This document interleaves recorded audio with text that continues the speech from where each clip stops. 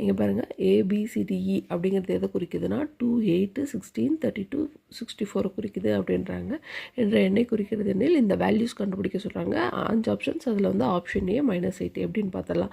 First bracket என்ன கொடுத்துருக்காங்க, cube root of E minus root C. Cube root of ஈன்றது என்ன 64 இல்லையா. So cube root of 64 minus root 16. 64 எப்படி எழுதலாம், 4 கியூப்னு எழுதலாம். ஸோ இந்த கியூபும் கியூப் ரூட்டும் கேன்சல் ஆகிடுது. கேன்சல் ஆகிட்டு இதுலேருந்து 4ன்னு வருது ஆன்சர். அதே மாதிரி 16 4 ஸ்கொயர்னு எழுதலாம். ஸ்கொயர் ரூட் கேன்சல் ஆகிட்டு இதில் 4 தான் வருது. 4 - 4 0ன்னு கிடச்சது.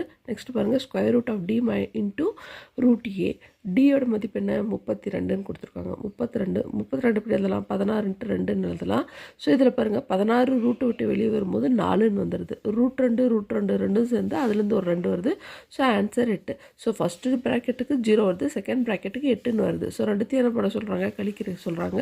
ஸோ சப்ராக்ட் பண்ணிங்கன்னா -8ன்னு வருது. நம்மளோட ஆப்ஷன்